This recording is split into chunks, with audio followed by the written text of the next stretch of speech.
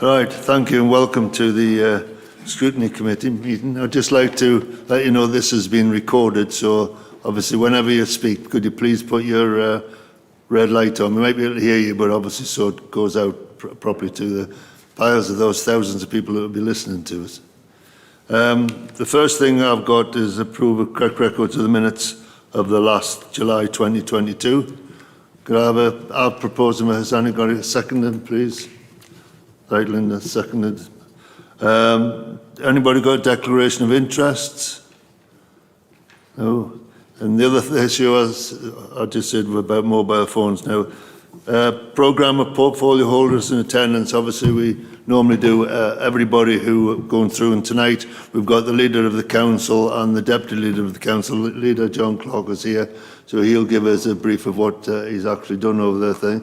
And Councillor Michael Payne should be turning up very shortly. Thank you, John.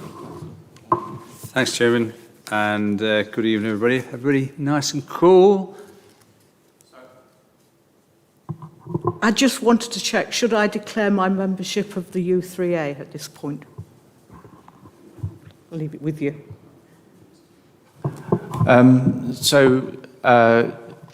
Would you consider yourself conflicted if you was to? In this instance, yeah. If it's not going to conflict any decision that you're making. Obviously, I forgot to do the apologies for absence. I've got Councillors Murray, Boyle and Clooney. Everybody else present? Yeah. That's correct, yeah. Councillor Clooney, Boyle and Murray. Thanks, Chairman. Sam, I thought you'd be at the trust party tonight. Or is that later? Last week, was it? Okay. Yeah, I'd say if is anybody, I don't know whether we can turn this off. Anybody too cold or has he gone to do it? We've found a job for the Chief Executive who can go and turn it off. Right, okay then, I'll go through this. Just bear with me. There are 1, 2, 3, 4 pages probably here. First one will be, they're not in any particular order. I think we've heard that on the TV before. Devolution. So Tuesday, 30th of August saw the signing of a new devolution deal for Derby, Derbyshire and Nottinghamshire. The headline figure is a deal worth 38 million per year for 30 years. That is 1.14 billion in total, which will include the election of a new mayor in May 2024, and it will be called the East Midlands Mayoral Combined County Authority. In addition, a further 17 million for the building of new homes on brownfield land in 24-25 and 18 million to support the delivery of housing priorities and drive net zero ambitions in the East Midlands area. The MCCA, as it's going to be known, will integrate the D2N2 local enterprise partnership. Sounds a bit complicated if you listen to this for the first time, but there are all these different acronyms and things that are put there. Local enterprise partnerships does not include the police and crime commissioners at this stage, and it also doesn't include the fire authority. It means that we will continue to be Gedling Borough Council and we retain our existing powers. I think this is, congratulations all round to a lot of people, Chair, because initially we were going to disappear, and this is the first one of its kind in the country, and there are all 19 authorities that have come to an agreement to move forward on this basis. And there will be arguments, there will be disagreements, but I think we'll have to try and weather those for the common good. This deal is about central government giving funding and powers to the East Midlands, and that's to this region to provide more and better jobs through greater investment in our area. Economic growth, better transport, housing, skills, training and an enhanced greener environment. So it's not just that initial headlines, it's the fact, it's what you can lever in with partners as well. The LGA Corporate Peer Challenge, which for those who took part in it, seems a long while ago, that was on the 21st, 23rd of June. Key points arising out of the feedback were: Gedling is a well-regarded authority where councillors are hard-working and clearly dedicated to local residents. The workforce is highly enthusiastic and committed to deliver for the borough. Gedling Borough Council handled COVID well and is moving through the recovery phase. It planned ahead and was able to actively support its residents during much of the most active phase of the pandemic. A number of recommendations for improvement have been suggested in the draft report that is currently in the process of being finalised.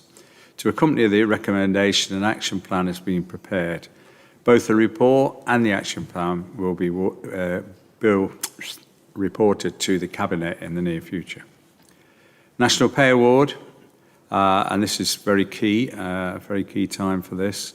National Pay Award, national employers for local government services made a pay offer on the 25th of July. This was with effect from the 1st of April, so if we did agree this, it'd be backdated 2022, an increase of 1,925 on all the NJC pay points, 1 and above. If this was agreed, the cost to Gedling Borough would be a circular of 950,000, with only 420,000, I'm asking you a long way to go back with the budget, but only 420,000 built into the budget. Hence a shortfall of 530,000 to be found from balances as an interim solution, with a more permanent solution to be determined. So there's a lot of work going on there at the moment.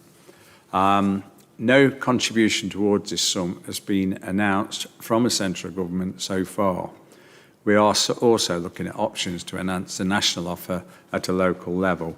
I said there's a lot of work going on. I know a lot of stories are running around about, pay and not pay and this, that and the other.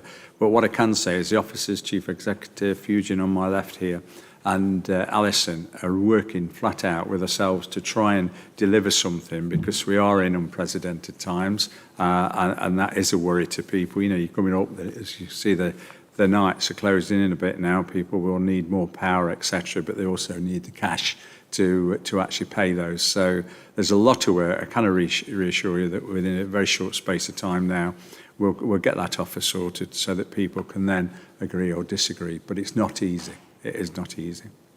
The cost of living crisis are planning to take a report to Cabinet that explains all of what the Council is doing to support our residents, including paying the energy bills rebate, paying the energy bills local discretionary scheme, awarding a £30 additional payment to taxpayers on the Council Tax Reduction Scheme, and continuing to offer 100% CTRS scheme active website, providing helpful links to benefits and other support agencies.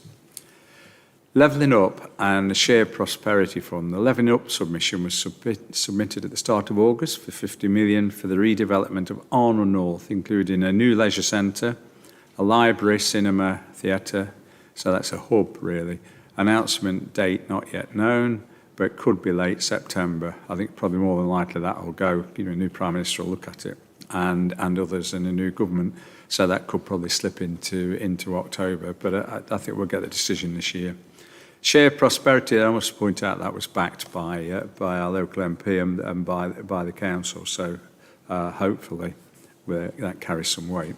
The Shared Prosperity Fund required an investment plan to be submitted, also at the start of August, and focuses on sharing the benefits around the place, business and skills across the whole of the borough. Again, the date of announcement of investment plan approval is not yet known, so we'll have to wait another one for waiting. The LGA, where are we?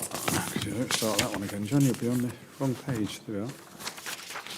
Okay, we'll move on to the budget. At Q1, we're projecting to be underspent by 46k at the year end, and we are transferring that into the inflationary pressures contingency reserve. Major variances are concerning the costs of energy, potential pay awards. As above, the cost of pay will be in excess of 0.5 million, as outlined already.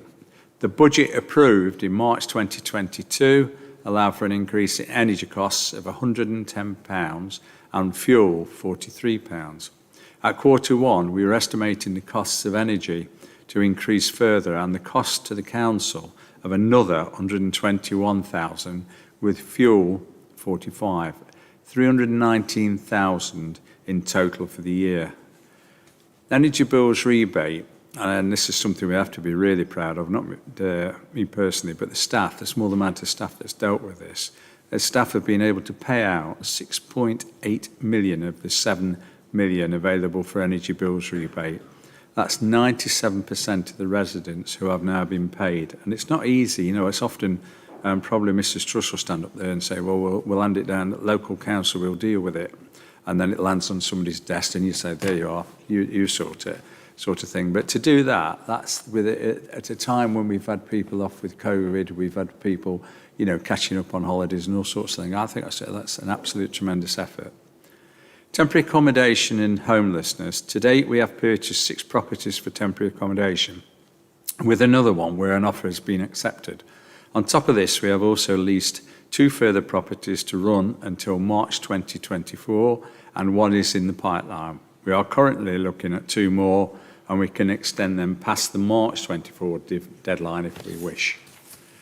At the end of August, we had 27 families in temporary accommodation, but only 10 in bed and breakfast. This is reduced from a high in June of 2021 of 18 in bed and breakfast due to our property purchases. So, you know, we recognise that time. I think the council did on all sides recognise the fact we were spending a tremendous amount of money on it. So I think they've proved, you know, we've been guided to make that investment to actually buy some property, and hopefully we can get 1 or 2 more that can help people. But it's going to be difficult. It's going to be difficult. One of the problems is we've just been told by government that we're to receive another 3,000 in Nottinghamshire. I think it's 3,300 Afghan people coming here, of which over 100 will be in Gedling.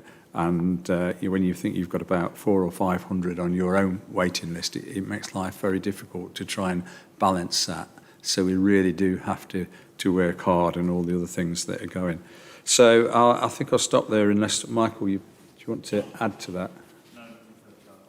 Thank you. Thanks, Chair. Do you want to take questions, or do you want to make a... Right, have we got, anybody got any questions either for Councillor John Clark or for Deputy Leader Michael Payne? Councillor Lawrence. Thank you, Chair. I'd like to ask the leader if he knows what difference the devolution deal will do for Gedling, because obviously Gedling, I mean, I downloaded the thing just today. I did have a look at it a few days ago, but I couldn't get past the first few paragraphs which kept talking about the East Midlands. But obviously the deal hasn't been done with Northamptonshire, Lincolnshire, and what's the other part? Leicestershire, yes.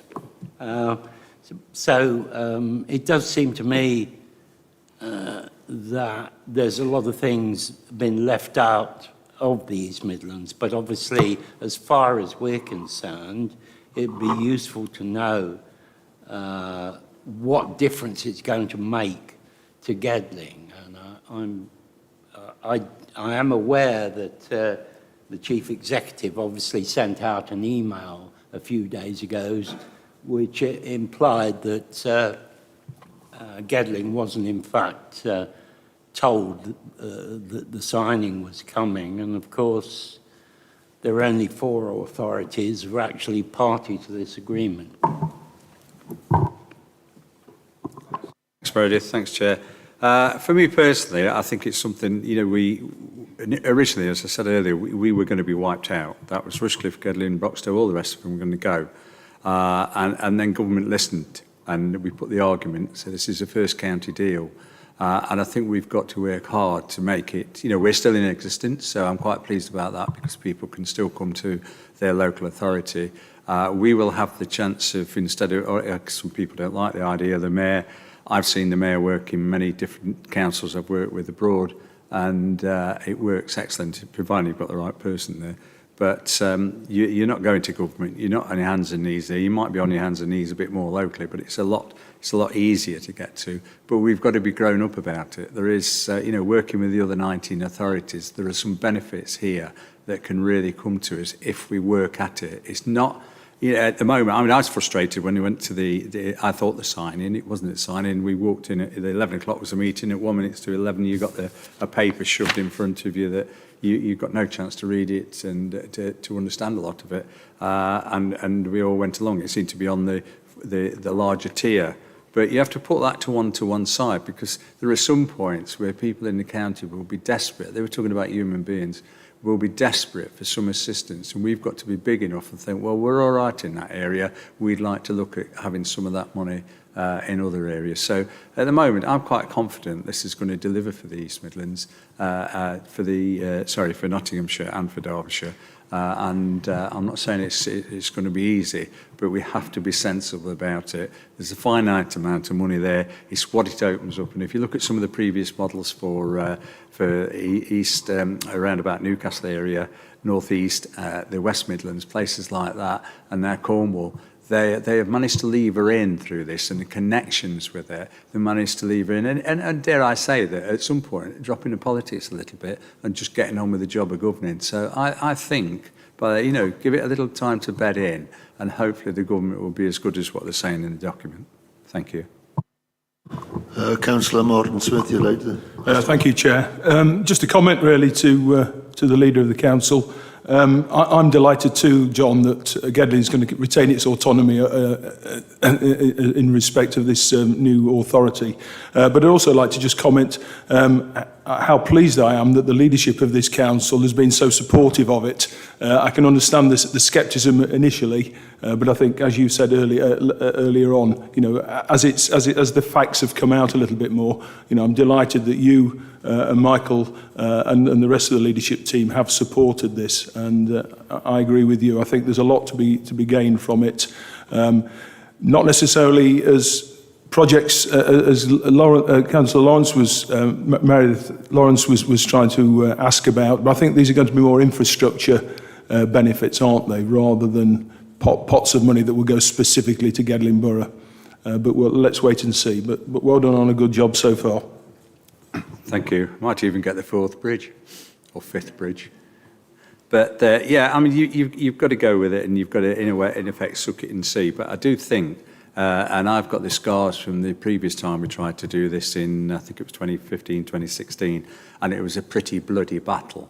There's a consensus there. There's some solid, sensible ideas coming from across the political spectrum that I think will move this place forward. We've got all the opportunities there. Nottinghamshire, it's fine. It's fine universities, the manufacturing side over at Derby, the Rolls-Royce, Toyotas, and all those types of people like that, and the opportunities for our young people. And that's what it's about. It's trying to get the skill section, which is low in this area.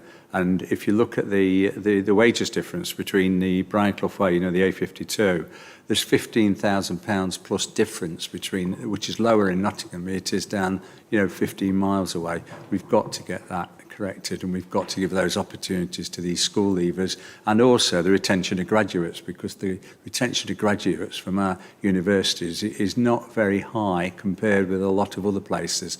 Nice place to live, but what opportunities I've got, we've got to try and make it a good place to work, rest and play. So I'm looking forward to seeing what happens. I say a lot will go down. We've got a new Prime Minister, see what she's saying, and we'll have to debate it here, fall out sometimes, but hopefully move forward.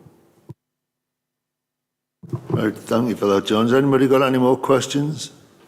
No? Michael, would you like to add anything to that? No? Right, thank you for that, everybody. Thank you, John.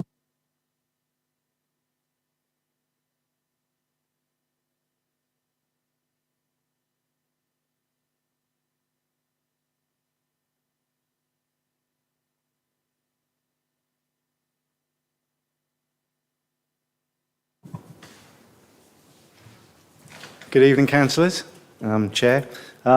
Lance Dewby, Head of Communities and Leisure at the Council. I just want to introduce the next item to you all. I know Scrutiny has been keen to have colleagues from the NHS to come along and do a presentation to update on the latest governance and structures of the local NHS system. So I think today is a real good opportunity for that to happen. On the one hand, we've obviously heard around the wider devolution deal and that economic growth agenda. But also when it comes to health, there's been a lot of change happening this year. which has just recently been implemented. So it's a real opportunity for you to hear about that. And some of that change has happened outside the democratic structure as well. So it might be quite new to some of you today. So we've got some colleagues from the Integrated Care Board here today, which is a new structure. The Clinical Commission Group no longer exists, which maybe is a term some of you are familiar with. And really, it's an opportunity to listen and obviously raise any questions, and hopefully you find it really useful. The presentation will circulate to you all afterwards, and you can use that as a pack of information moving forward. So I'll ask Fiona to come up, Fiona Callingham, who's the Locality Director for South North.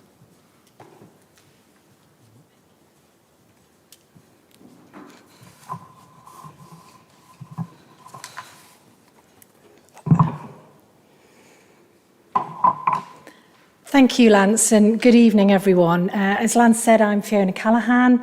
I'm a locality director. I was as part of the Integrated Care Board.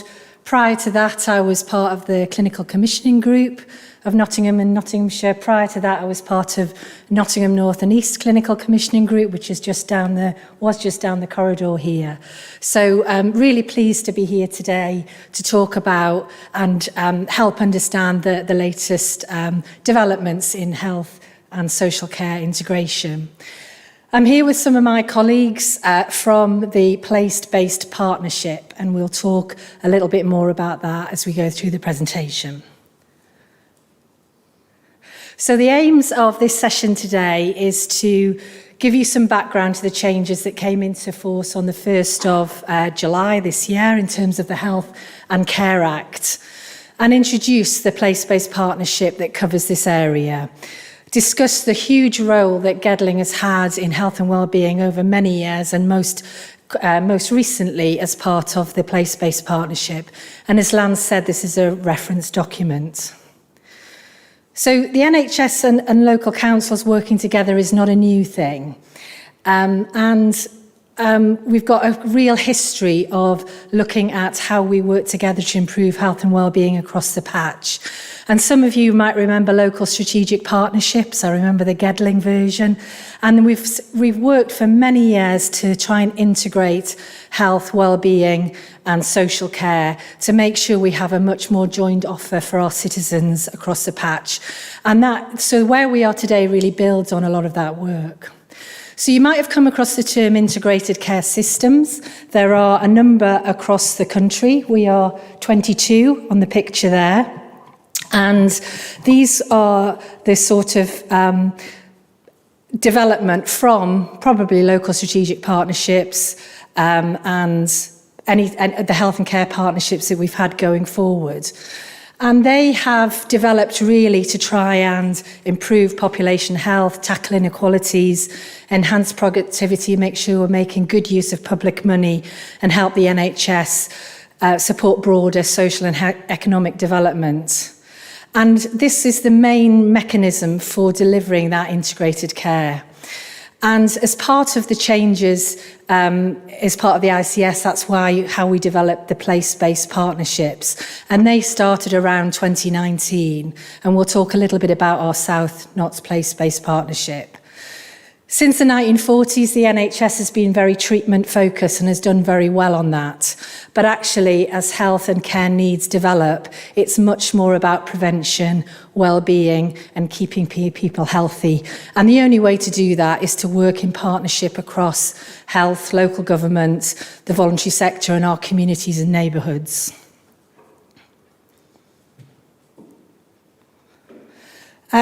There is a video you might want to watch at home. I've told all my relatives about this video and they say to me, what on earth's the NHS up to now? There's a really helpful video that tries to explain in a simple term the changes that have taken place. But today, I'm just going to focus on a number of acronyms that you might have come across.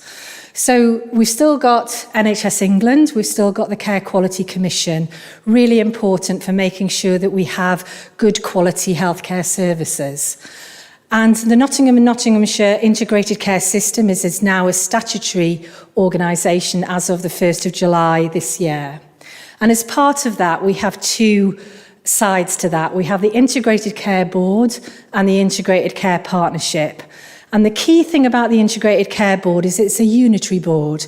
So a lot of people say to me, well, Fiona, it's just the Integrated Care Board, it's just the CCG in a different name. It's actually very different because it's not the NHS making all the decisions. It's about those partners around the table making the decisions about NHS spend. And that is a different position, and we're getting used to working in that different way. So in terms of the Integrated Care Board, it has local authority representation, it has sectoral representation from health and care services, and it has non-executive leadership from various aspects of the community. And that will be the board which will determine how we spend NHS resources. But quite importantly, that has to be shaped by local people. And the Integrated Care Board has to be influenced by what is happening around, what the population health needs are, what the requirements are across our population. And that's where the Integrated Care Partnership comes in. And that is a much more global set of partners coming together to understand what are the health and care needs for our local people. And actually, in terms of that strategic part, if you then come down to the sort of system level, the place-based partnerships are really how this is going to be delivered. And we're already delivering a significant amount of change in terms of integrated care, which we'll come on to. So you'll see that there's a number of things that will support the Integrated Care Board, whether that's providers working together, across health and social care, whether that's our health and wellbeing boards in the city and the county, and importantly, locally, our primary care networks.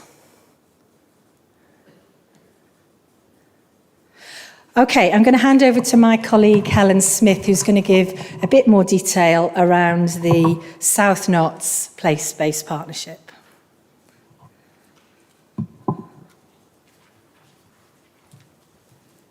Thanks, Fiona. So, as Fiona said, I'm Helen Smith. I am the Programme Director for South Notts Place-Based Partnerships. Whilst I'm employed by Nottinghamshire Healthcare Trust, I'm supposed to be organisationally agnostic and work on behalf of all partners. And I'm a physiotherapist in mental health by background. So I've just got the next few slides talking a bit more about our South Notts Place-Based Partnership. So here's just a map, and it shows all the members of our partnership. So you can see we've got all the local authorities, we've got the primary care networks, we've got the local community and voluntary sector, we've got the GP federations, and we've got Health Watch, all as members of our partnership. We're very, very keen that it's an equal partnership. You'll see there some partners are members of more than one place-based partnership. So, for example, Nottinghamshire Healthcare Trust is across all 4 place-based partnerships in Nottingham and Nottinghamshire, and other colleagues represent a small part of South Nottinghamshire. But we're really clear that everyone within that partnership has an equal voice, and that's quite a shift for our big NHS providers. But our voluntary sector colleagues really feel that they're listened to with an equal voice. So that's that. And I guess it comes back to the point Fiona made. We're all working with the same population. And actually what we've noticed over the last 10 to 12 years is health partners have worked very much in a kind of, you'll see this silo group of people, and then they'll be passed on to the next organisation, whereas actually it's all a continuum, and we need to make sure partners have got those relationships and structures to allow that to happen to benefit the population that we're all working with. As with all these things, they never quite align beautifully. So what we've got here is just a little map to demonstrate our South Notts Place-Based Partnership and where Gedling is. So within South Nottinghamshire, we've got 6 primary care networks, and the place-based partnerships across Nottingham and Nottinghamshire are formed through these networks. So in Broxtowe, there's a fairly coterminous primary care network called Nottingham West, and in Rushcliffe, there's a fairly coterminous primary care network, Rushcliffe PCN. But in this area, we've got 4 primary care networks. So we've got Arrow, we've got Arnold and Calverton, we've got Byron, and we've got synergy as well. So you'll see that. But what we've found is we've got really good relationships across the organisations. You'll note Ravenshead, that most of the population there are registered with Sherwood GPs, and we've got good links with our primary care network colleagues there. And it's talking to our Mid-Knots colleagues, who are the place-based partnership where Sherwood Primary Care Network aligned to. They've just identified a piece of work they'd like to do around loneliness and social isolation with that population. In Bestwood, obviously, we've got the alignment with city primary care networks, as well as Byron and Ashfield. So again, it's not super neat, but we have got good relationships and very pragmatic ways of working across those boundaries. In terms of the principles and purpose of place-based partnerships, I think it's been really it's felt quite NHS-led, which has felt quite uncomfortable when we are supposed to be a full partnership. So the guidance that was published last year, which was written both by the LGA and NHS England, is really helpful to set that scene of this being a true partnership across local government and health. And it's really ensuring that the place-based partnerships are there to work with shared objectives, understanding their populations, and really looking at the outcomes of people within the places that they cover, not just on activity, which I think in health services we've been very keen. We've seen this many people, we've done that, but has it really made a difference to the outcome of those people's health? And again, it's that what we can do, as Fiona mentioned earlier, around prevention and making our communities more resilient around their health and well-being. So like lots of organisations, we have to have a vision, and this is what all our partners have agreed to enable people in South Nottinghamshire to live healthier lives and get the care and support they need when they need it. So again, really that focus away from treatment, but more around health and well-being. In terms of how we've organised our work, again, all the partnership has agreed that actually we need to theme the work that our place-based partnership wants to do. So looking at meeting the health and wellbeing needs of our diverse communities, noting that across South Nottinghamshire we have got a real diversity of affluence and deprivation, and using the data, both the raw data, but also on the right-hand side, really listening to the experience of people that live within our communities. Alongside that, a very key area is our community development. And again, I think that's been a really positive approach that we've taken across our whole partnership. So bringing in our districts very much around the role that they play with the communities, the voluntary sector, and getting our primary care networks and health colleagues to really understand the importance of community assets and how we can build more resilient communities. And then finally, the area around personalised care and support. So again, we've been very good at developing pathways and putting people through pathways, but sometimes we've missed that individualised, personalised approach that people need to really sustain their health and well-being. The next slide is quite a busy slide that describes a lot of the pieces of work that are happening under those different themes. And as we go through the rest of the presentation, I'll pull out some of the key pieces of work that have been happening within this area in particular. So I'd like to hand over to Lance now to cover the next page.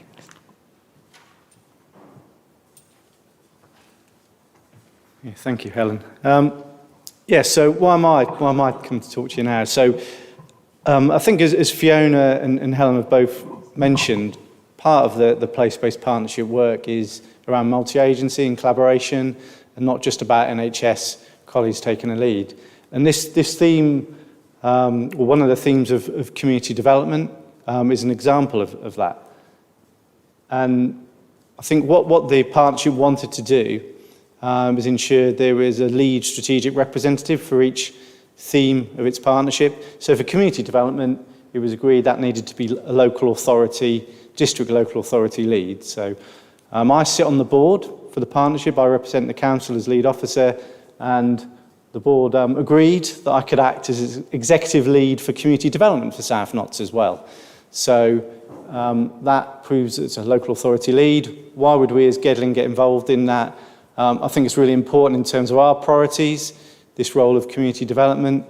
We know that we have some challenges around infrastructure. We don't have a CVS body in Gedling. So some of that resource and support for the sector for us locally is quite a challenge.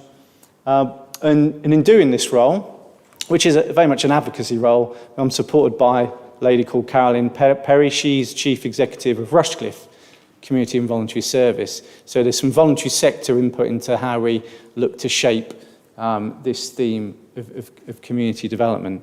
And on the slide, there's a number of example pieces of work that have happened across South Notts. So as Fiona mentioned, well, actually, this partnership has been in existence for 2 or 3 years almost now. Certainly gained more momentum over the last 18 months coming out of the pandemic. And I think that this theme is really much about, in order to ensure the well-being, health and well-being of the residents across South Notts can be at a level where we all want it to be, it's important we think about how we build strong and resilient communities to make that happen. And some of that is how our residents are able to connect with others, interact with services, but also how strong our voluntary sector can be as well in terms of supporting residents. I think what clinical colleagues will often say is there's a lot of residents and citizens and patients who actually they don't need clinical care as such. It's actually more about social connection and connecting with the community. And that's what this theme is really about, and a statement from the partnership to make that happen. Our role in this, we are involved specifically in some of the delivery of this theme. We're commissioned by the Place-Based Partnership to lead on the community development programme to support social prescribing. So social prescribing is about patients, rather than being prescribed medication or other clinical interventions, being prescribed a community alternative. So there are providers across South Notts who have link workers who work with patients, and our role through the community development programme is to support grassroots community groups to be the exit route for those patients. So it could be a lunch club, it could be a community hub which will receive citizens who have been patients, but actually it's getting them out of a GP surgery because maybe the issue is around loneliness and isolation, and trying to improve outcomes that way. And I know when Councillor Wheeler came to do his portfolio presentation, we talked about our community development worker, Abele, on Borough. So she's our worker that works across South Notts to deliver that work. And it's all about how do we build the capacity of those grassroots communities and really make them strong and in a position to work with primary care colleagues to improve the well-being of our residents. So that's probably me on this item. There's a bit more about that work that follows shortly. If I hand over to Stuart.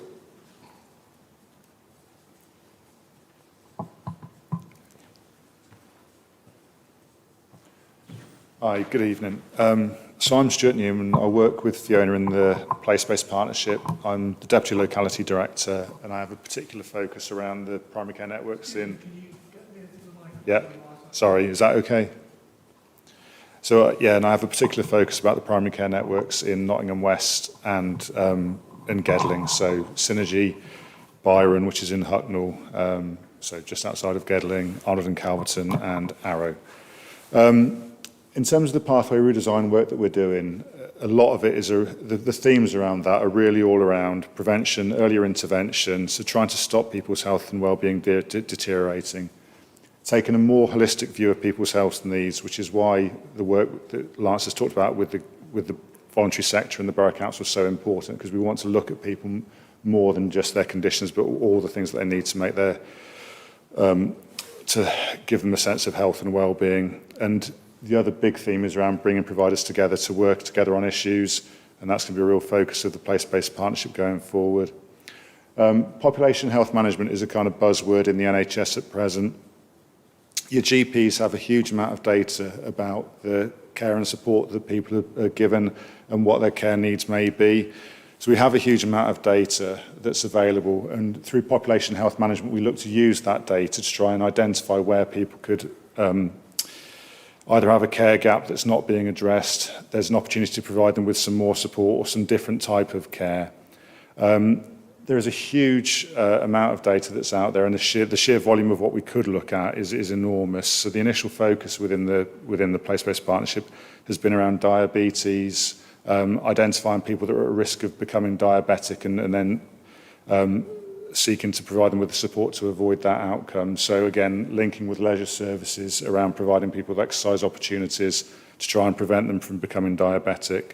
We're also now looking at people with young people with mental health needs. As we're coming out of the pandemic, we felt that that's a really big area that again, there's probably a large population out there who have emerging mental health needs, and can we bring providers together to try and address those needs before they escalate and become more serious.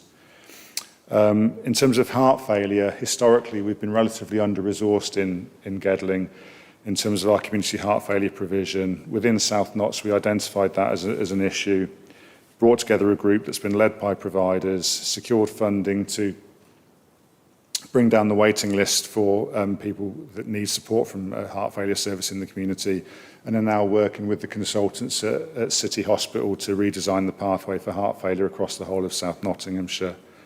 In terms of ageing well, we've, through again working with Lance and his team, we've got some strength and balance training that's being rolled out into Arnold and Calverton to again help people who may be at risk of falling and fracturing their hips or other bones, to improve their balance, improve their ability to function, and therefore avoid falls, but also allow them to lead a sort of healthy and fulfilling life. Lance has talked about social prescribing and what that is.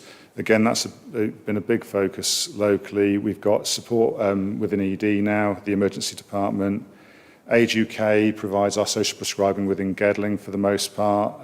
They focus not only on older people, but also younger people.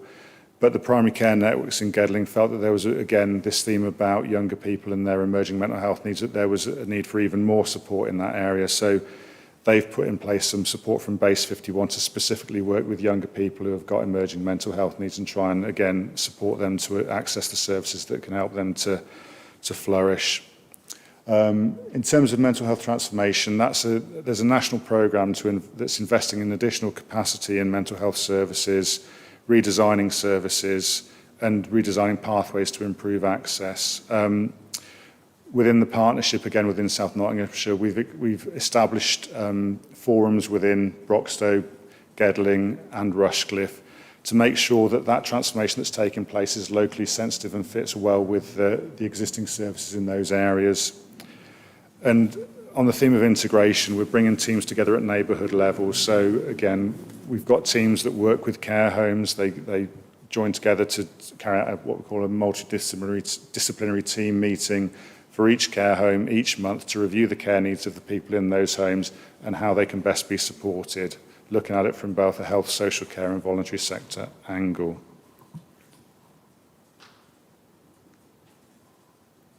What have I done?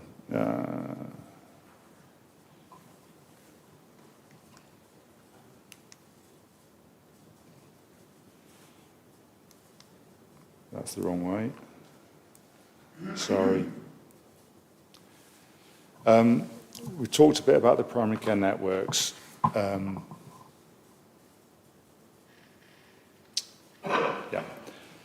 So the primary care networks in Gedling, we've got Synergy, which focuses around Carlton and Netherfield, Arnold and Calverton, which does what it says on the tin and is Arnold and Calverton, and Arrow, which is Daybrook and the top end of Mapley and then down into Carlton as well.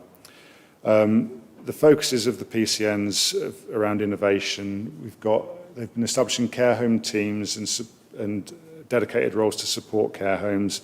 So within the Synergy PCN, the Trent side GP practice has taken responsibility for all of the patients and in all of the care homes within that primary care network and created a dedicated team to support those patients.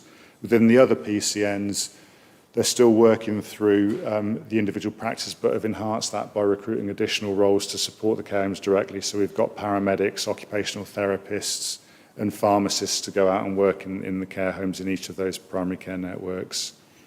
The advice on prescription services has recently been introduced.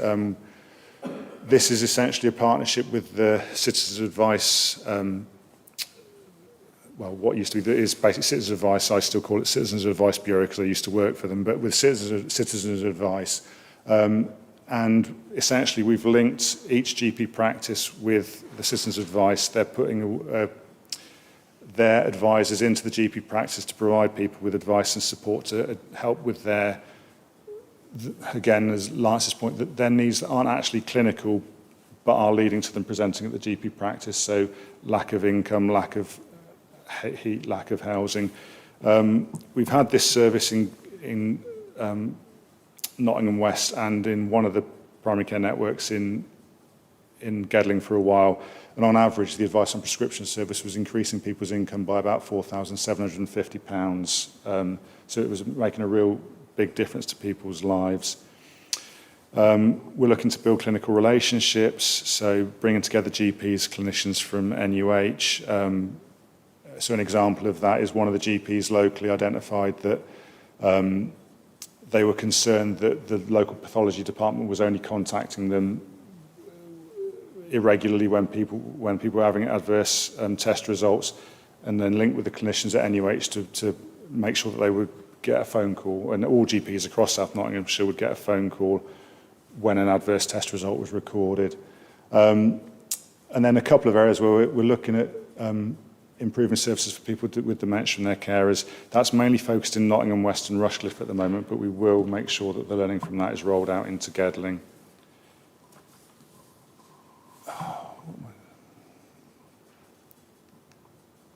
Wrong way again, sorry.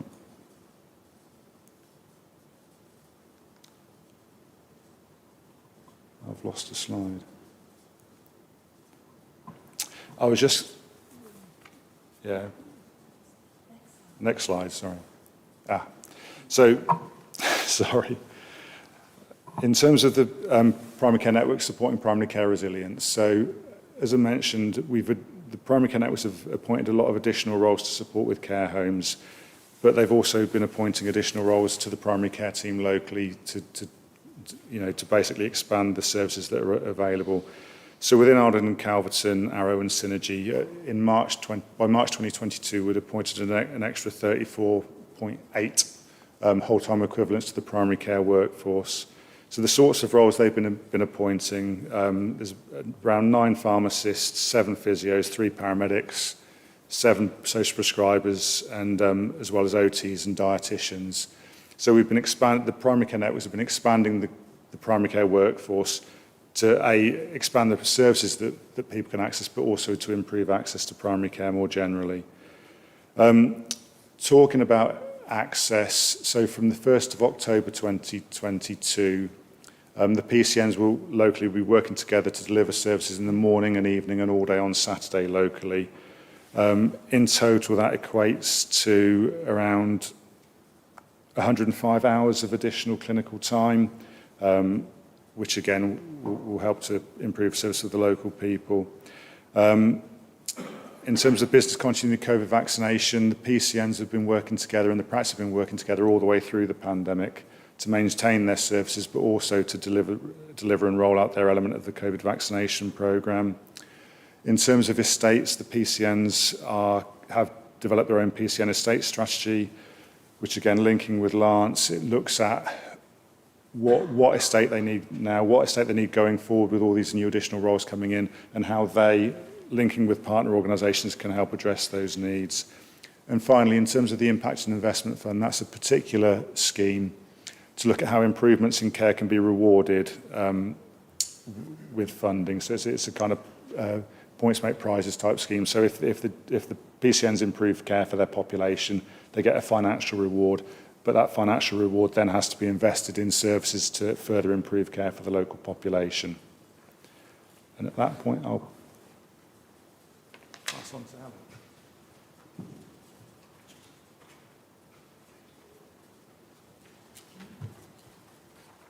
Thank you. So just bringing it back now to specific work that's been happening in Gedling through the place-based partnership and the opportunities that it's provided. So we've already mentioned Abele, the community development worker that Gedling Borough Council employ, who has worked across South Nottinghamshire with massive impact, actually really making the connections between the link workers and the grassroots. And I think the grassroots organisations have felt phenomenally supported by her and the opportunities for access to different pots of funding. The other big piece of work to pull out here is the NHS-EI Targeted Prevention Programme pilot. A bit of a mouthful, but with Councillor Paling and Councillor Wheeler, we've been looking at building on the work that's already been happening in the Killissock area. So across the whole integrated care system, we had an opportunity to bid for money to support areas with higher rates of obesity, diabetes, all the usual types of presentations. But instead of just identifying it and doing two, so here's a programme, we're actually doing work, actually listening to the communities and understanding the elements that impact on their health and well-being, and then looking at services to adapt to that. So some really exciting work, and again trying to bring partners together. So Active Knots have been very big, Positively Empowered Kids, all the organisations that are already working with that community, but really trying to align everything together for the biggest impact.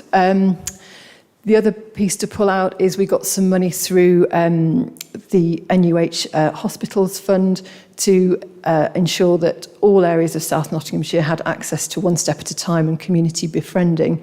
So that's been a very positive thing.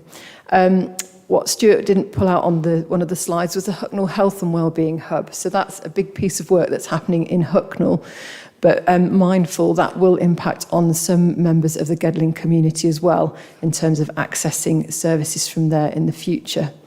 And then finally, coming back to that sort of cultural piece around strength-based personalised care, Nottinghamshire County Council Adult Social Care Team have done a large piece of cultural change work around strength-based approaches, working with people around what they can do rather than on a deficit kind of model. And what we're doing now is in Gedling working with community health services to use that same approach. So really trying to further strengthen how our health and social care teams work together with the same philosophy of care. And then in terms of the partnership role the council have played, I think we've emphasised Lance, Jane Ansell, Fiona Hextall and Deborah Widdowson. They've been really key in the place-based partnership, both at the whole South Notts level, but also very specifically locally. And they've been key in setting up some of the sort of governance structures and groups. So we have got a South Notts districts meeting with colleagues from all the districts and boroughs in South Nottinghamshire, the social prescribers and the CVSs. So really, again, trying to build that community of practice. And we have just gone through a national place development programme that, again, the council officers have been a really key part of. I think the other opportunity for the council has been that alignment of resources. So as well as the NHS-EI preventative funding in Killissock, the county council have got a new service called local area coordinators. So again, by having that place conversation, we've managed to align that resource directly to Killissock rather than across a broader area, which may have had less of an impact.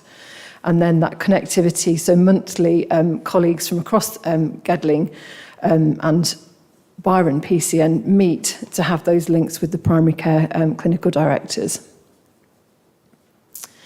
We've touched on those collaborative commissioning opportunities like the falls prevention services, and I think as we go through into winter, that again, there's more work we can do better together rather than as individual organisations.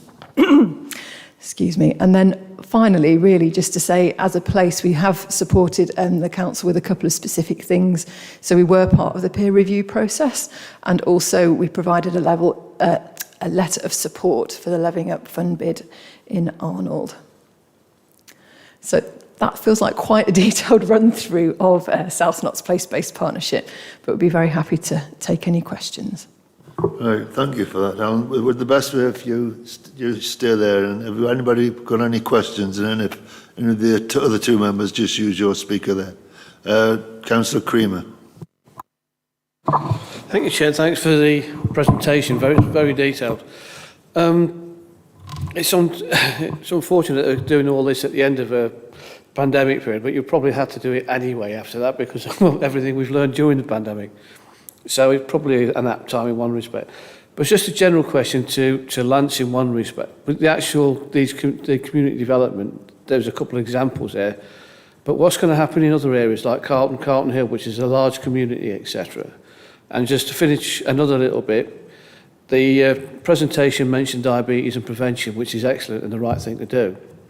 But before the actual pandemic, there was only in our area, Carlton Hill, Arnold, etc., there was only one diabetic volunteer group, which I don't think has met, I'll have to double check that, run by volunteers. So prevention is good, but what's going to happen with people who's actually living with that? That's not going to be put to the side, I assume. We're still going to actually try and get people who's living with various conditions, heart, kidney, etc., some assistance and development from actually making it get worse, helping it get worse.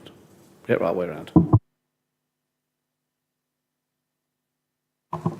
Yeah, if I just go first around the community development work, Councillor Creamer. So I think that the work the community development worker is doing is across a big patch, South Notts. One of the benefits from the collaboration we have now is we've managed to secure additional funding to employ another worker. So all that means is 2 workers across South Notts.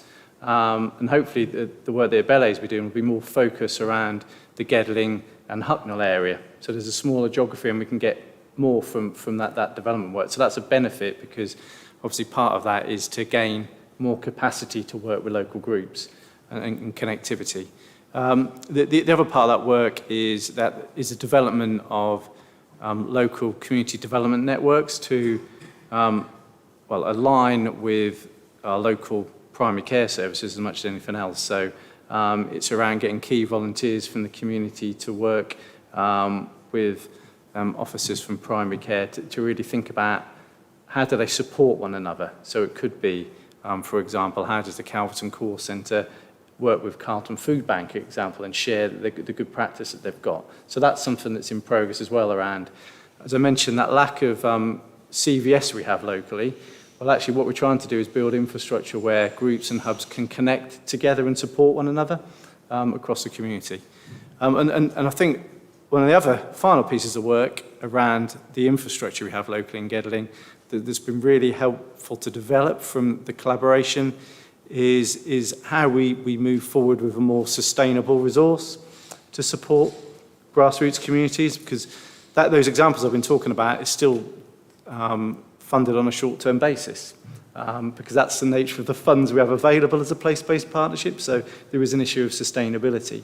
And one of the things certainly what we're doing as a council, we've bid into some social recovery fund from the county council to look at how we can develop a more sustainable approach to that for us locally to support the grassroots communities. And also we've included some proposals within the Shared Prosperity Investment Fund as well to bolster up some of that resource really. So hopefully moving forward, there's a real opportunity, isn't it, to grow that capacity in the community.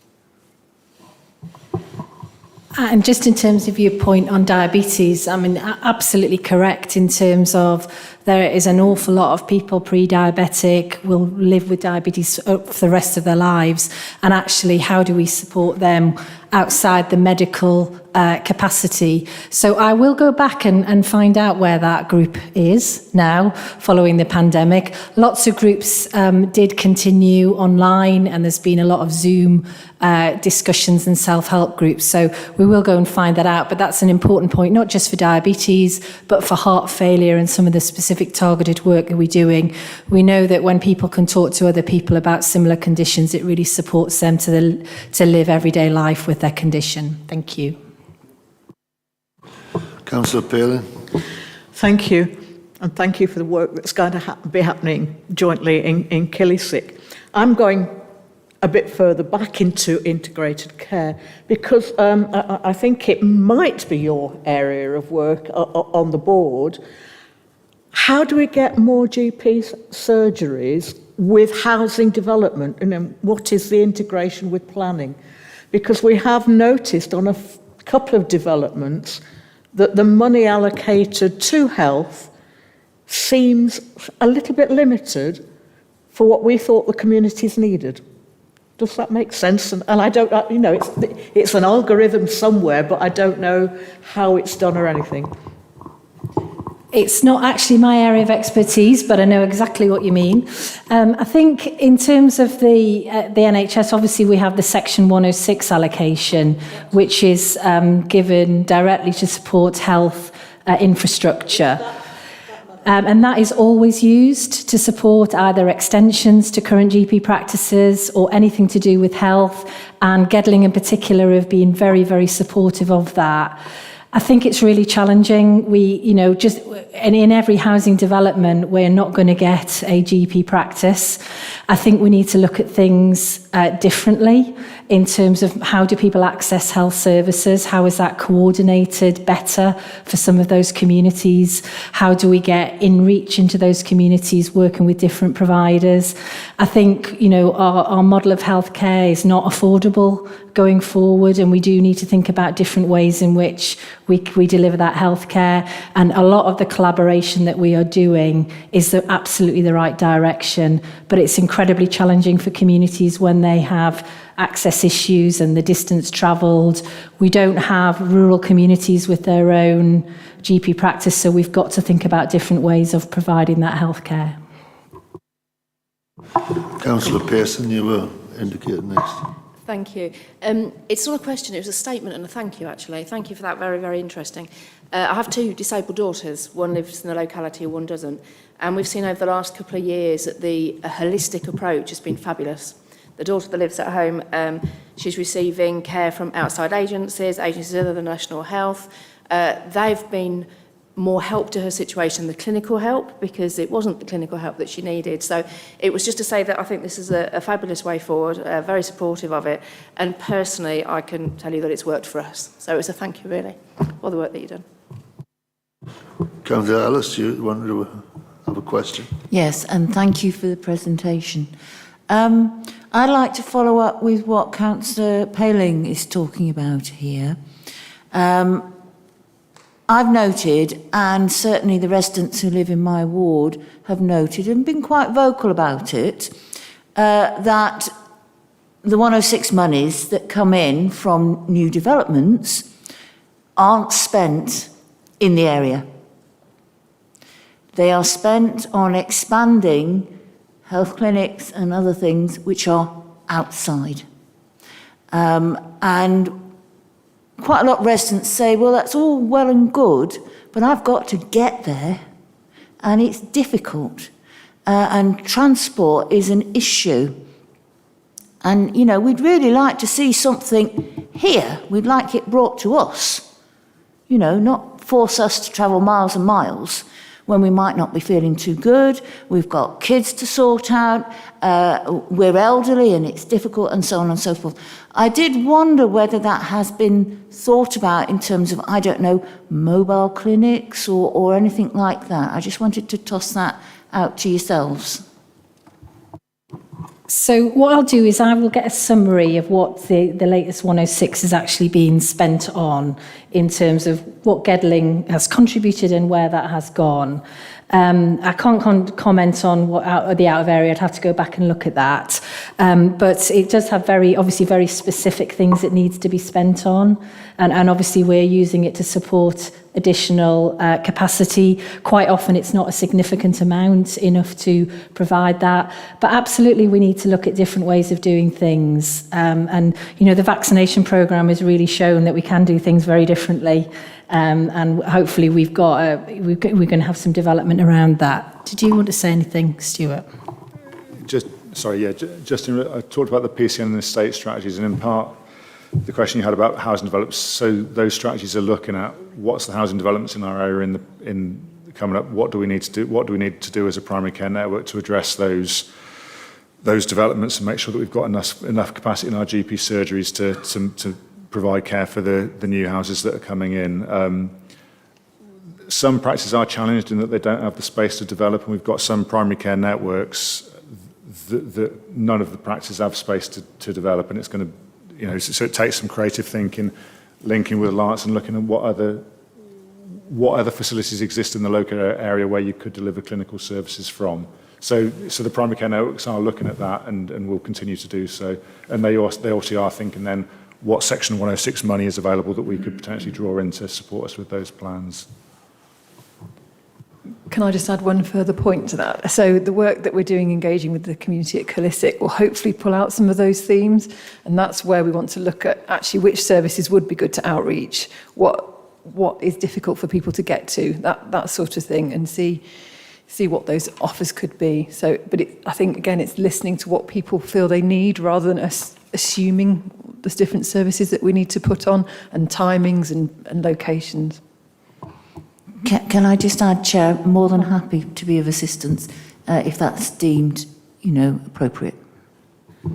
And the same for me in that I was looking at planning things coming forward to us where it looks as though health has not asked for, and I don't know who does the ask, how the algorithm is developed, health does not seem to have asked for as much as we think that community needs. I would say the same about leisure possibly and play spaces, but it's been particularly noticed on a couple of our developments that you didn't ask for very, very much money from the developers. As I said, I will double check and get a breakdown of exactly what, because I'd like to know that now you've asked me that. Councillor Lawrence, did you indicate this? Yes, thank you, Chair. Yeah, a very interesting presentation. I look forward to receiving the pack so I can scrutinise it a bit more. It's obviously a truism that primary care is important because it stops people going into acute care. But I just wonder whether any research has been done on anything like that. I can speak from family experience of a person who had to wait 3 hours for an ambulance and then 25 hours for a bed when they got to the QMC, who also, I had concerns about possible dementia last November, and it wasn't until 5 weeks ago that the brain scan was done, and I'm still waiting for the results of that. So, there are things that happen in the acute side of the NHS I'm sure you must have an interplay with them, but I'd just like to know whether all this work that's being done is making a difference. Thank you. Thank you. So I think the urgent care system is hugely pressurised, and we see that every day in the media. Obviously recovering from a pandemic as well on top of that. There's a huge amount of work across Nottingham University hospitals, across our community providers, across the ambulance service, across social care, to look at trying to make some changes to that. And it is something we've been working on for years as well. I think some of this is about what we can do further upstream. So we talked a little bit about some of the dementia projects. That is about signposting, about getting information, about how we do things further upstream, that we don't leave things to when it gets to an NHS point. I think that's the value of our partnership. I think the work that we're doing in collaboration with NUH to help people at home. So what are the kind of things that we can do earlier, but at home rather than waiting? But we're in a very complex health system where there's significant changes need to be made, both locally and nationally. But I think we've got great people in the system wanting to help make those changes, and it's really important that we hear the patient story and the citizen story about how this is working. Councillor Sam Smith, you wanted to ask a question. Thank you. Similar vein to financing, which we've had earlier, I wondered what support, if any, is offered to GPs to build new medical centres. One recently opened in Netherfield, and people love having all services under one roof. If you live in my patch in Stoke Bardolph or Burton Joyce, Gedling they have a wider range. But if you live in Stoke Bardolph and Burton Joyce, there's one Ivy Medical Group with 3 different venues. I mean, 2 of them are in Burton Joyce, you know, and you ring up and you could be sent to Loudham or there. And I know they're crying out, my residents, for a combine of all those 3 buildings into one medical centre. So I wonder if you do offer any support there, particularly around Section 106. If you get Section 106 funding, can we channel that to the GPs and help them bid for a medical centre funding? Thank you. Yes, so we do have a comprehensive estates programme at an ICB level.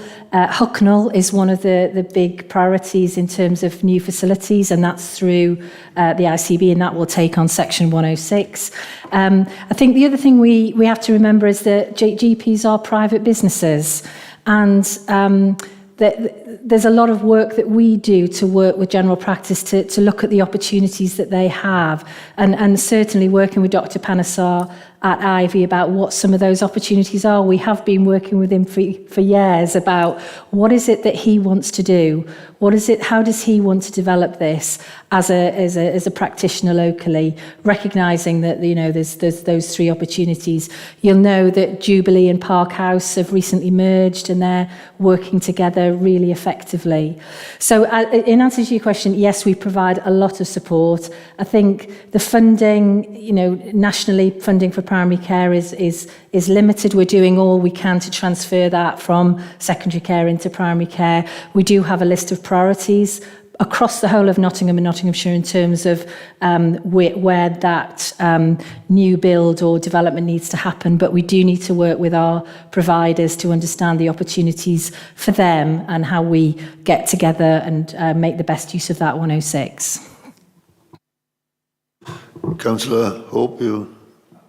Thank you, Chair. Can I thank you? It was a very interesting presentation. My real question is, how will what you do change the experience of the people I represent in Calverton in terms of their health? Because at the moment, it's already been mentioned, you come into the Working Men's Club any evening and talk about national health, and you will be hit with bloody queues for the ambulances. I know somebody who was waiting 8 hours, and when you get there, you can't have a bed. There are people who should have had an appointment at the hospital 6 months ago, but they still haven't managed to get one. There are people who are now dying of cancers that could have been diagnosed when they first presented to the doctor. And they're the issues that people are talking about. And whilst I accept Meredith's point, you know, primary care and preventative medicine is probably the way to go. At the moment, the most important things on people's mind is the here and now, and in Calverton, we've got 600-800 houses going up. Are our doctors going to be just given all those patients with no extra support? Does that mean we'll wait even longer for an appointment? Because we do wait now. And if you actually want to see a particular doctor, you can be waiting 3, 4, 5 weeks. You know, so these are the issues that are affecting the people in the houses in Calverton. And to be absolutely honest, having a nice support network is way down the bottom of their list. And if you go to them and say, well, there's a choice, you know, we can provide you with extra support or an extra ambulance, there is no contest. And that, you know, is the problem. And you know, I would ask, if you're taking this line, and it is a new approach, and I do largely support it, but if you're doing that, I hope you're not using existing money to do it, so that in fact the what's the word I'm looking for? The experience of the people I represent in Calverton is actually worse as a result of this. Thank you. Thank you. And I think the important thing is this is a system response. So, we need to work together to address most of these things, particularly the hospital. Part of the issues around the hospital is how patients flow through. The reason why ambulances are waiting is because we're not getting people out into the community and being met with community services. So there's an incredible amount to do it the here and now. I absolutely hear what you're saying, to try and enable us to have better access in the short term. And going into winter, it's extremely important. You may be aware that we were in a critical incident in August. That was unheard of in terms of NHS services. So there is an incredible amount of work doing across the system. And I think in terms of your point about what are we doing, I think it's important that we get people at the right place and the right time. So we know there are people accessing services incorrectly. And actually, if we can get those services with the right people and get community response or voluntary response, that really helps the system overall. In terms of your point about the practices, so the practice income will change if more people are registered with that practice. But again, that will be part of the review undertaken as part of planning applications, what that means for the local GP practice. I think as Stuart mentioned, there's a range of professionals now in the GP practices trying to support that. And the GP model will be developing in terms of how you access and who you access to get the right information and the right advice and support going forward. So you're absolutely right. It's a real critical time, and the focus is about the here and now. But actually, in order to improve the here and now for me, when I'm an older person, we do need to get much more resources upstream to prevent the backlogs and the issues that we have downstream today. Thank you.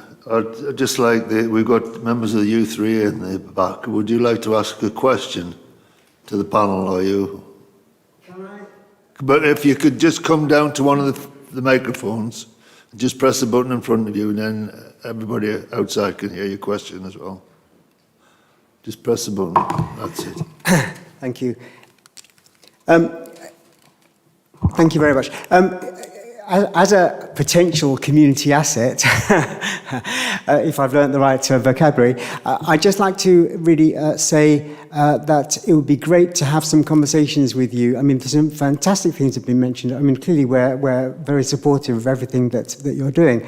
But it seems to me that until now, the U3As have perhaps not been valued as much as they might be, in the sense that, to take Councillor Lawrence's question about, well, does any of this stuff work? Well, what we know, and there's endless amounts of research on this, we know that basically aging well and maintaining your health and your mental health in old age is about physical activity, learning, mental activity and social activity, and that's what U3As do. There are 33 of us across Nottingham and Nottinghamshire. There are 5 U3As just in Gedling. And actually, in terms of sustainability, hey, we don't want any money. What we do want is help to actually get our message across. And so if a conversation with you might result in the wonderful vision of U3A leaflets and posters being available in every medical context across Nottinghamshire, that would be absolutely fantastic. No cost to anybody, but helping helping encourage people to actually do the things that will actually keep them healthy in retirement. Thank you. So can we have a conversation? Definitely, absolutely. And I would like to invite you to the Integrated Care Partnership Assembly, which is taking place in October, because you're absolutely the kind of organisation we need around the table. So we'll exchange details and get that off the ground. Right, thank you for that. That was a very good meeting we've had there. Thank you for Fiona, Stuart and Helen for that. Nobody's got any more questions, so we'll move on. Thank you very much. The next item I've got here is item 6, which is the Gedling Plan and Performance Report by Chief Executive Mike Hill.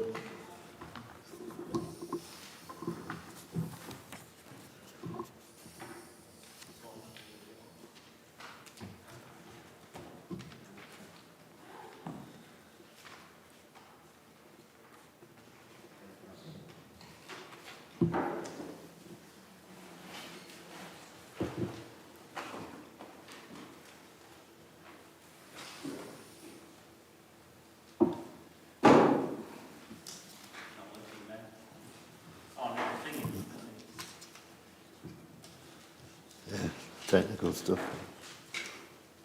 Failed at first step. So sorry everyone for shutting the light out, but thank you to our health colleagues. That was tremendous. So thank you very much. Yes. Yes. So this is a report on Q4, which seems an incredibly long time ago now. So I don't want to dwell too long on it because Q1 is now due and that's coming to the next meeting. But this report tonight is basically two parts. It's the Q4 and then it's the full annual review of last year as well. So this presentation is the second part, so I'll just quickly run through the Q4 position which you've got in the report. So starting with the actions, there are 96 actions that were active in the multi-year Gedling plan that ended in March 2023. At the end of Q4, we had completed 27 actions, and the remaining 69 were carried forward into the new year. Obviously the final year of the Gedling plan, and at this stage we anticipate they will all be delivered. In terms of performance indicators, there were 31 indicators there. 12 were on target, 3 were slightly behind target, and 7 did actually miss the target. The other 9 were for tracking purposes only. So the reasons for the 7 indicators that did miss the target were set out in paragraph 2.5 in the report. And in virtually all cases, the underlying reason is the impact of COVID on services last year. Hopefully we'll not go back to that position in this year. In terms of achievements, this is quite important to celebrate the successes here. So the achievements in Q4 are set out in detail in the appendix. And again, we'll not go through that tonight. But some of the highlights of the positive performance are summarised in paragraph 2.7 of the report. And just quickly, they are the Community Heroes Award. We applied for this for the work done at the Humanitarian Centre at Richard Herod.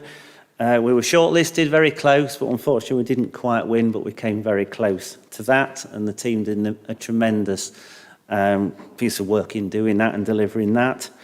Agile working, again, in response to the COVID pandemic, we had to roll out a number of laptops to the staff, new laptops and converting ones, and again, all that work was completed in Q4.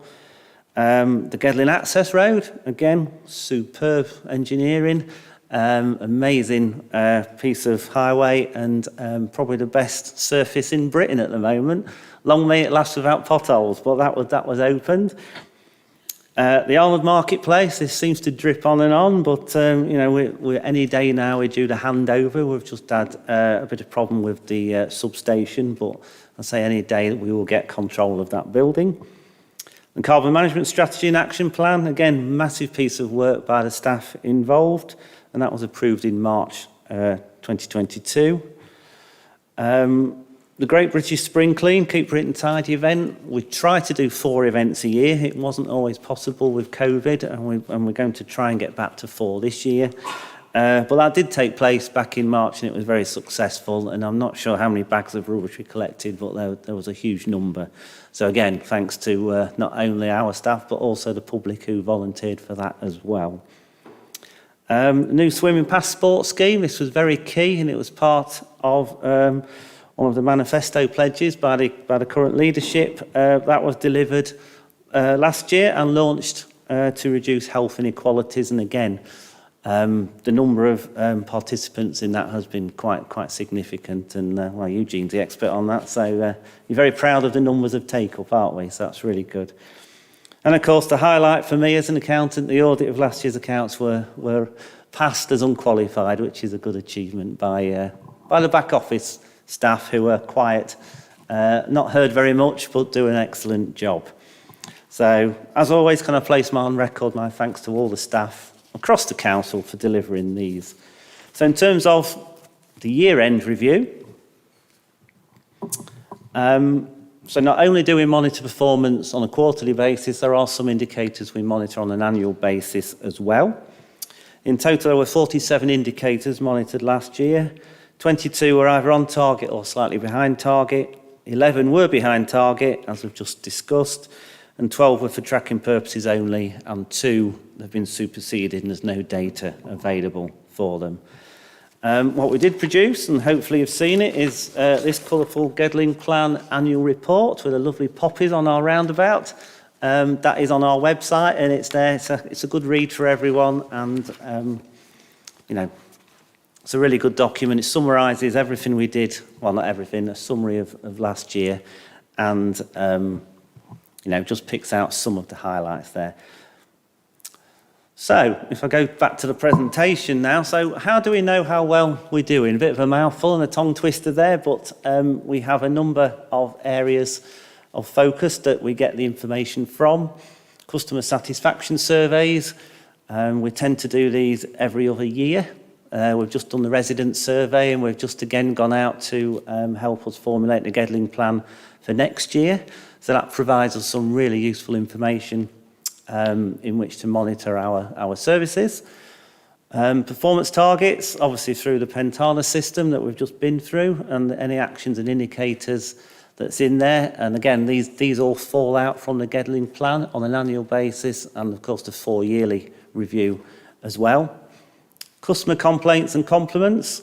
You know, although we sometimes don't like the complaints, they are a useful source of information, and we analyse those, we learn from them, we take note and see where we can make adjustments to our service provision if possible. Clearly casework from you all, 41 members, key in your patch, and we do get a lot of feedback, mainly positive, which is good, but of course there are some issues that come forward, and hopefully you'll be able to say we do respond in the main quite well. If not, please tell me and we'll see what we can do. Benchmarking with other authorities and local groups around us, our partners. And again, sometimes we have external people come in who do value for money services and financial appraisal of individual services. So all that together helps us, gives the intelligence to know how we're doing and what we need to improve. So, going through the annual report, this is one page within it, which is just a quick summary of our response to the pandemic in last year. None of this will be you know, unfamiliar to you all. You'll be well aware of this, but we supported the coordination of testing sites in the borough. Richard Herod, a few car parks as well, and I can't remember them, but Lamley Lane was one, I think Druid Car Park was another. So we engaged with our health partners to deliver on that. The Gedling COVID-19 Recovery Fund was launched, again to support local organisations. That was well received. The incident management team, we declared an emergency because of COVID. All staff worked well towards that as part of the IMT, and we coordinated the reopening of the offices, facilities, the parks, ensuring all the risk assessments and everything else were taken to keep everybody, staff and the public out there, absolutely safe during the COVID pandemic. Really proud of the fact that we delivered 150,000 vaccinations, again in Richard Herod. Don't know whether it's exactly 150,000, but that's the figure they've been telling us, and you know, a significant number of injections there, vaccinations, and you know, again, thanks to Lance and his team in particular, who enabled that. The government kindly gave us some COMP money, as we call it, the Contain Outbreak Funding money, and that was helped and directed to help delivery of key services, in particular the environmental health services when it was the recovery after the, you know, reopening the businesses within the High Street area. And again, the back office and a lot of staff that were drafted in to help the position and help deliver all these grants. Together, they paid out over 31 million in business rate grants, and the CARF, as we call it, the COVID Additional Relief Fund of 1.2 million as well. So, you know, incredible effort by all staff involved, and hopefully that business support was out there and it helped the businesses to keep going in those difficult times. So in terms of a quick analysis of our 5 priorities, what did we do well? So the first one is cohesive, diverse and safe communities. Fixed penalty notices are very difficult to serve because we have to catch the perpetrator and even the dog in action. We managed to give 48 fixed penalty notices last year. We're certainly concentrating a lot more work on that this year, and again, we hope those numbers to increase, unless everybody's really behaving themselves, in which case they will drop, but we shall see. The average time to process new housing benefit claims was 13.5 days, so that still keeps us in the upper quartile of all councils across the country. Really pleased to see the Boynton Theatre back open, and it saw over 28,000 visits. We always spend a lot on disabled facilities. It always amazes me that at some point you think there'll be a saturation point where there are no more houses to put disabled adaptations in, but we keep spending well over £1 million each year. And again, the government gives the money to the county council, and they kindly share it amongst all the districts and boroughs, and we usually get over £1 million towards that, and it's well received as well. And again, just over 99% of fly tipping incidents were removed almost straight away, so really good news. In terms of the internal looking one, high performing council, the activity of the contact centre was really good. 94% of calls were answered or a call back made relatively quickly. Phenomenal work by our comms team. We now have 44,000 Keep Me Posted subscribers on there. Bearing in mind our population's only 118,000, that's an incredible figure. Again, almost 3,000 of our residents responded to our resident survey. You know, other organisations bigger than ourselves sometimes get less than 1,000 back, so I think that's an incredible response again. And it probably does reflect the fact that we do questionnaires online, and we provide paper copies as well. And even in the difficult times, we managed to collect over 98% of council tax.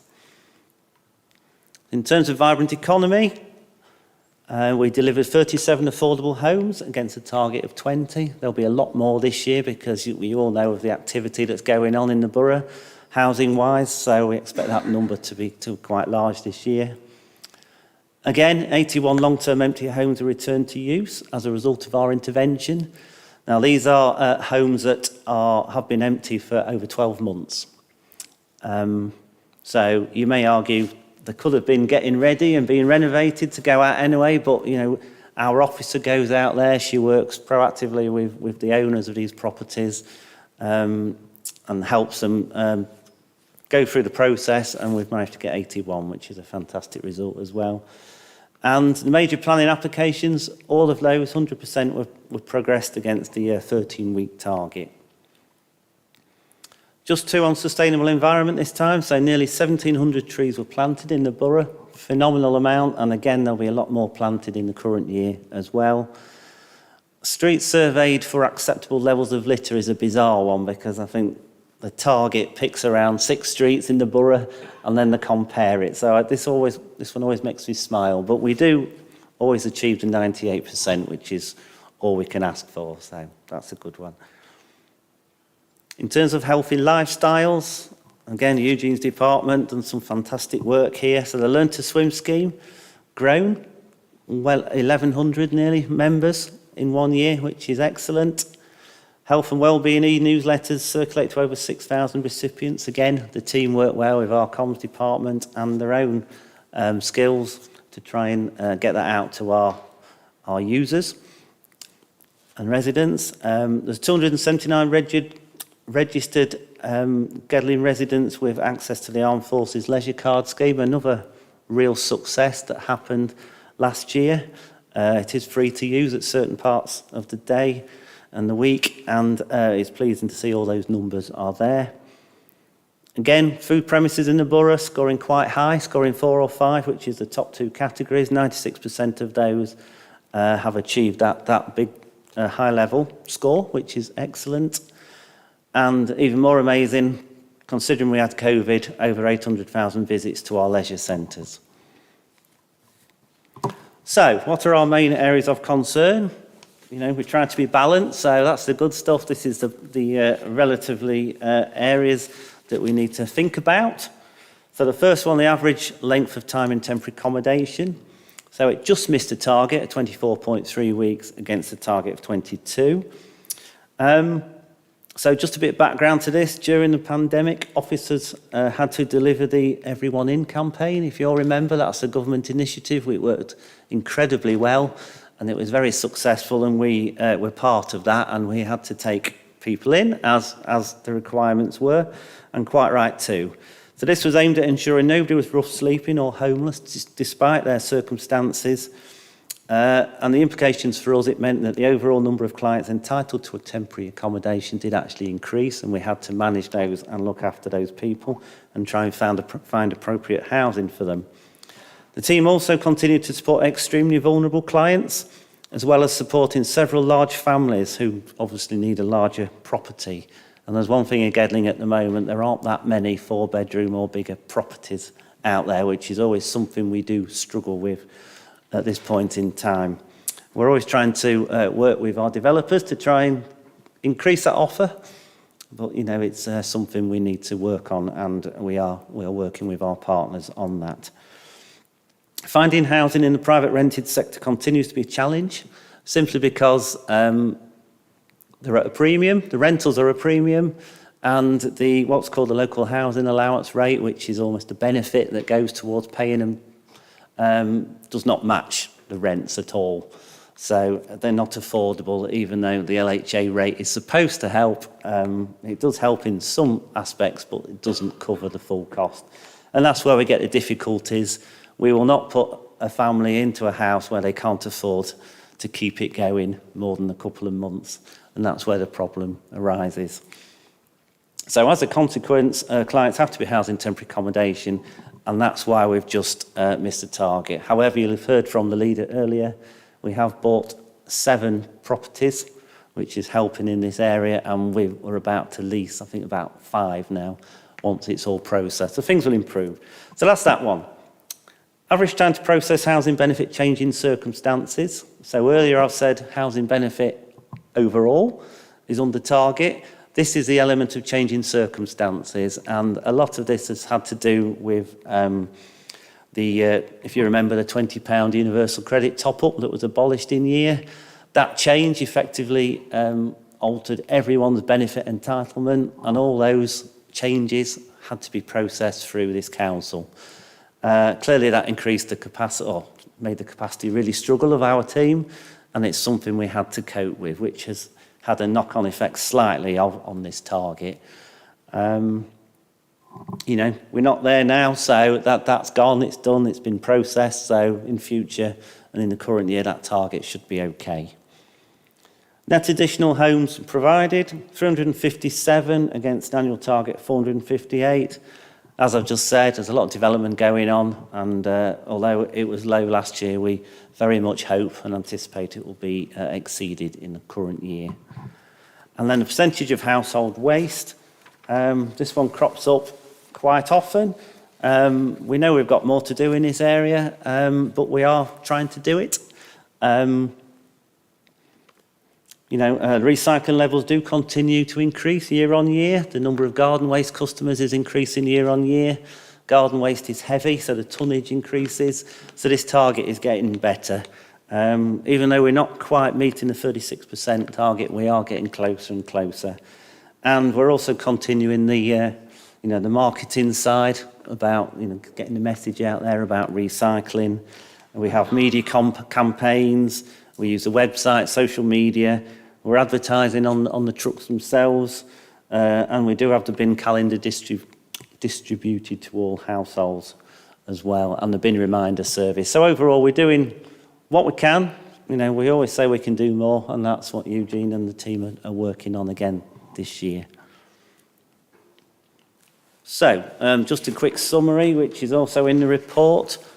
Number of MPs' letters that we deal with are fairly constant at the moment. A lot of them are to do with housing, so we do get them as complaints. People are struggling out there. They want a house. They think the council's got a house in stock. It's always difficult to say we don't have any houses at all, and we have to rely on partners.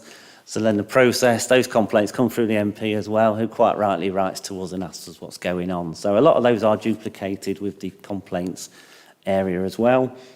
In terms of compliments, gone down slightly in the last year, but that's, compliments, a lot of them are to do with leisure and with the leisure centres being shut. For some of it, I would expect that. So, but we're looking as though that's increasing again this year, and it's always good for the staff to get a pat on the back and a thank you for the excellent service they've done. Complaints have stayed fairly steady over the last couple of years, around 500 complaints. A third of those are upheld, which is about standard across the country. We are aware that we have missed a few bins here and there on our rounds, but we do collect millions and millions of bins in the whole year. And we do get complaints, and quite rightly, if we have missed a bin, we hold our hands up and try and rectify that. So those complaints, although not ideal, I don't want to see a figure of 500, but if they're justified, we are learning and trying to sort that out. And I think, Chair, that'll do. Thank you. Has anybody got any questions for the Chief Exec? Right, Councillor Smith. Thank you, Mike, for that report. Just a quick one on the AMP, because you mentioned it as an achievement. The post office in Arnold's proposing to move in there, which is fine. If they do, though, that'll be another empty shop on the high street. And I just worry that we're spending £4 million on this great AMP, and what we're going to do is the post office will move in, other shops off the high street will move in, and it will kill the high street. So what's in place to try and attract new business rather than rearranging the deck chairs that are already there? The high street is quite key to us. Chair, as you know, we've looked at investment through certainly the Levelling Up Fund will try and encourage footfall through the town if we get that. The Shared Prosperity Fund, again, will look at all the towns and villages across the borough where we're trying to do exactly that. Encouraging new business into the high street is quite key for us. Even though sometimes it doesn't feel like it, actually our borough is one of the lowest in terms of vacancy rates, which is pleasing to see, but we can always do more, as we say. So the AMP and the post office in particular is coming from a little small street round the corner, isn't it? So it's coming into the main centre, which will, as I say, encourage footfall. It's a privately rented shop, I believe. So again, I've got no idea what the owner will plan to do with that. And that's their business. But in terms of the centric focus of the town centre, we are, really trying really hard to get that. The nighttime economy is quite key. At the moment, we've got some public venues out there, quite closely located together. It does encourage a lot of footfall. Other issues that might occur with that, which are going on at the moment. Not for this discussion tonight, but and then we've got the upper floor of the AMP as well, which when we get a targeted audience and a tenant for that, or whatever we propose to do with it, then again we'll have more business coming in. So I'm quite positive about it. It is a difficult climate. Clearly, a devolution deal again will help. I'm sure, corporately across the East Midlands, even though it's called East Midlands, it's Derbyshire, Nottinghamshire, which is confusing to everyone. But the work that the new mayor, he or she, whenever it happens in May 24, will then be able to start work on, encouraging business footfall into the whole area. We've got some huge opportunities in Nottinghamshire and Derbyshire, and can't wait to see what happens personally. So I'm optimistic.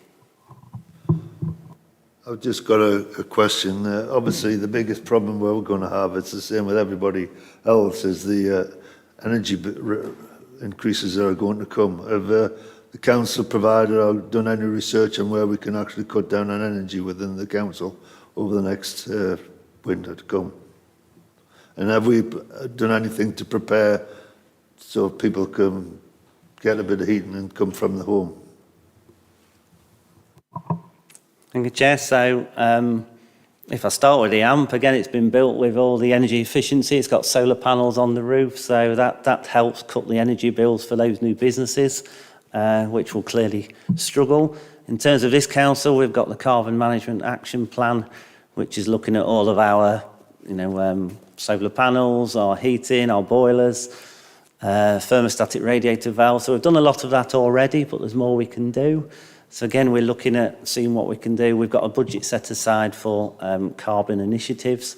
So that's something we can roll out. And I think you've met Sim. I think she came to one of the earlier meetings. So, you know, hopefully you found her full of energy and brilliant, absolutely brilliant member of staff. And she will guide us through what's needed. In terms of the vehicle fleet, again, Eugene's pushing, there's opportunities out there for a new type of fuel, there's opportunities for hydrogen vehicles, and of course electric, but I'm not convinced electric will get up and down the hills yet for us, but it's an option that Eugene and the team are looking at. So unfortunately it all takes money, and again, as part of the devolution deal, there is some money in there for carbon net zero initiatives. So we shall see how that's divvied up going forward. But and in terms of the general public, the report that the leader mentioned will be going to Cabinet to say what we have done and what we are doing for cost of living. You'll be aware we have 100% council tax reduction scheme, one of the few in the country that still give that benefit to our local residents. We also gave another £30 to all residents who are on the CTRS scheme as well. That was something extra that we gave as part of the budget this year. We're looking at various options. So some councils are offering like warm centres, warm hubs.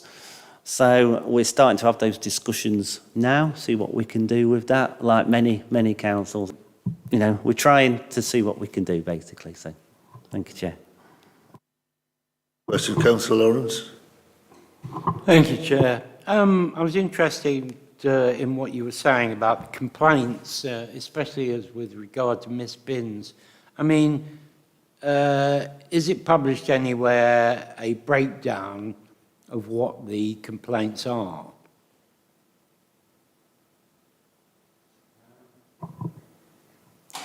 In this report, you've got the summary of the numbers. What the actual complaints are, we see them as a management team, and we take action accordingly. But I don't think they are publicly, no, to be honest. I think that would be interesting. If there are a lot of complaints about bins being missed, we all know there are various reasons. The fact that sometimes the refuse lorries can't get down streets. And it seems to me that that shouldn't be a source of complaint. Yes, it's annoying, but people do have the ability to report a missed bin online. And I'm just wondering whether, if there are a lot of them, whether we ought to do something in a future issue of contacts, giving not just our web address, but those things that you can do online, because I suspect that bins probably will be one of the most annoying things, but without seeing the figures, I don't know. I mean, Chair, there's 500 complaints in total, so that's not all bins related. I could probably guess, and this is me guessing, probably 200 of those are to do with waste. You know, if you put it into context, that's something like 0.00001% of the amount of bins we collect, and it's not an excuse. We do have narrow streets in certain areas, and we do employ a narrow vehicle to try and get down. We're not helped sometimes by not having double yellows on all corners of roads, and sometimes the truck just simply cannot get round. We do ask the County Council for help, and I fully appreciate their response, which is there must be millions of corners of streets across the entire of Nottinghamshire, and they can't put double yellows on all of them. So, you know, we try and work together as partners as much as we can. Clearly, people working from home now, it's a new culture. You've got a lot more parked cars in streets, which again causes more difficulties than we used to have. So, no excuses. We try and do what we can, and if we can't get down a street, for example, because it's blocked, we will go the next day or the day after and keep going until we collect it. What we are trying to do through Eugene's team again is get that communication channel better, have it more open, so the driver will be able to report a blocked street. It should go through the website, and then if the system works properly, a message should go by email or whatever to the resident themselves to say, we know it's blocked, you don't need to put a complaint into us, we will sort it out as soon as. So it's that proactive messaging that we're working on now, aren't we, Eugene? That's something we're trying to develop.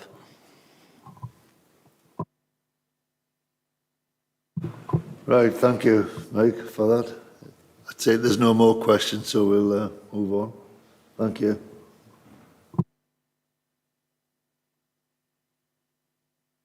Next item is item 7 with the Democratic Services Manager.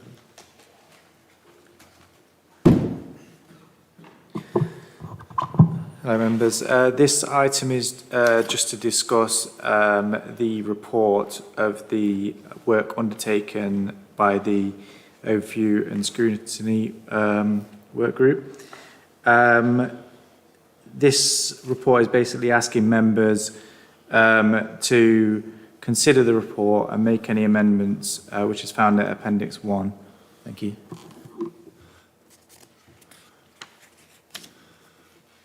Anybody got any questions? Anything they'd like to comment about it?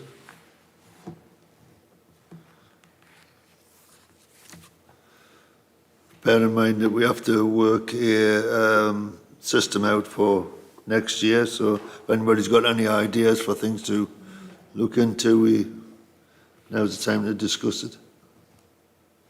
Councillor Hope? Yeah, just a small thing. I was glancing through again, I remember the overview and scrutiny annual report. In it, you mention in a nice big blue hexagon, there are 2 working groups, and then you only mention one of them by name, which is a bit odd, I thought. Or maybe I've read it wrongly, but I think I'm right. You've got the sewerage review working group, but you don't name the other one. And I would have thought somebody else reading it would need to have that. Yeah, we can look into that and make sure that's added on there correctly for you. That's fine. I'll put that down as the amendment.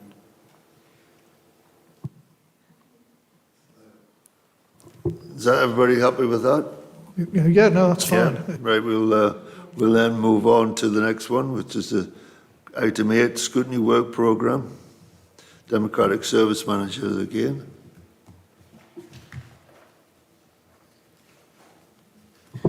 So this item is just asking members to examine and identify any further areas of examination for the upcoming work programme for 22-23. Thank you. Nobody got any ideas for Councillor Lawrence?